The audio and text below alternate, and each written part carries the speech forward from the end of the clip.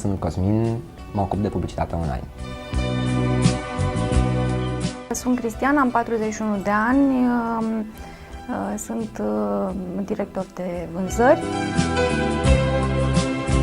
Mă numesc Natalia, am 36 de ani, lucrez ca inspector coordonator broker la o societate de asigurări.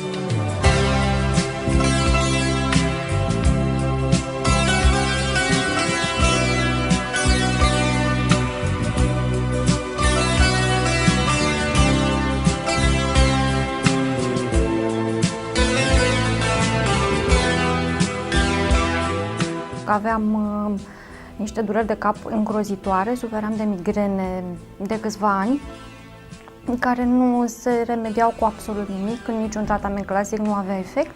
Stresul pe care mi-l provoacă serviciul pe care l-am în prezent, oboseala acumulată în urma lucrului cu copiii,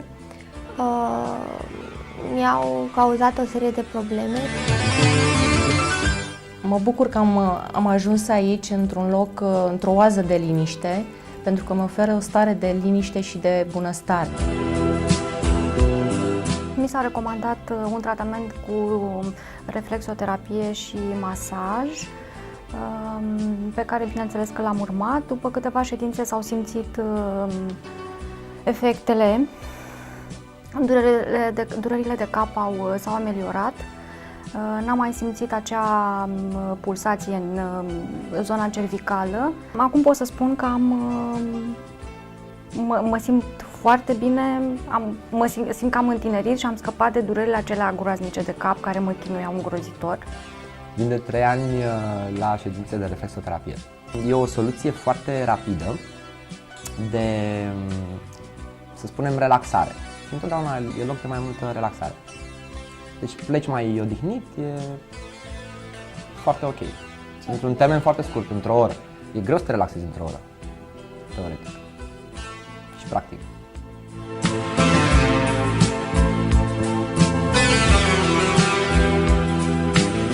M-am informat legat de tehnica reflexoterapiei și am considerat că poate fi o metodă utilă să merg pe problemele mele. Am apelat la acest cabinet, am primit informații extraordinar de concludente și explicite. Am făcut o serie de ședințe și pe parcursul acestor ședințe și imediat după acestea am simțit niște efecte uimitoare, eu care sunt mai sceptică de felul meu, care s-au văzut în viața mea cotidiană, în sensul de efecte benefice în activitatea profesională, o concentrare mult mai bună, oboseala aceea despre care vorbeam s-a diminuat considerabil și mă simt mult mai energică. Chiar pe parcursul întregii zile simt pe lângă efectele corporale și pe cele psihologice, în sensul că am niște senzații de bine și mă simt mult mai optimistă. Aceste servicii de reflexoterapie m-au ajutat foarte, foarte mult și cred că se vede și acum, că vin tocmai după o ședință de reflexoterapie.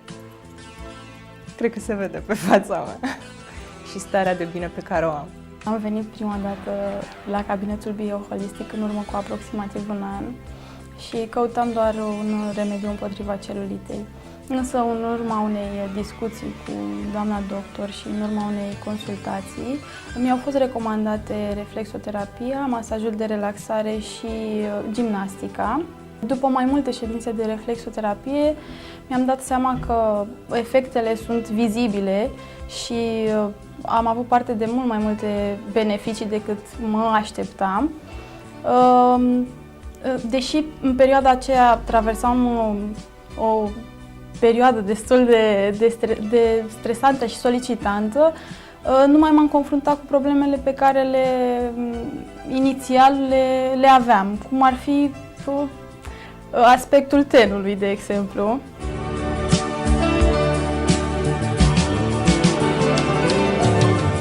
Am observat îmbunătățiri ale aspectului pielii.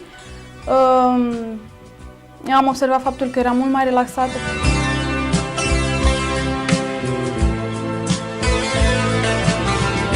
apelat la serviciile de consiliere psihologică oferite de cabinetul bioholistic pentru că aveam mare nevoie să armonizez relația părinte-copil, relația pe care o avem cu fiul meu.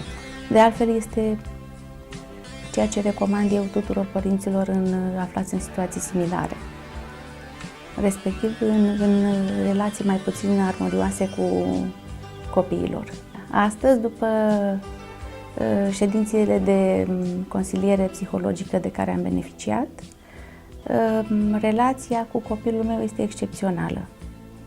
De altfel, este cumva cam aceeași relație pe care am avut-o până în adolescența copilului. Deci lucrurile acum sunt pe un făgaș foarte bun. Ne bucurăm de fiecare dată, de fiecare clipă pe care o avem împreună.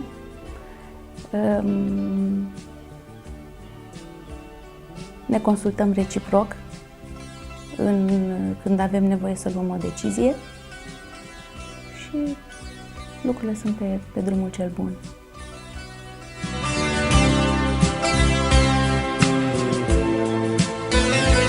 Din cauza unor probleme personale, am apelat și la ședințele de consiliere psihologică. Acestea m-au ajutat foarte mult. M-au transformat într-o persoană mai optimistă, mai comunicativă și m-au ajutat să mă cunosc mai bine. După mai mult timp, după câteva luni, i-am cerut ajutorul doamnei doctor și privire la câteva probleme de ale mele emoționale și am apelat la consilierea psihologică. În urma consilierii am reușit să mă cunosc mult mai bine și acum pot spune că sunt în măsură să iau deciziile cele mai potrivite pentru mine și binele meu.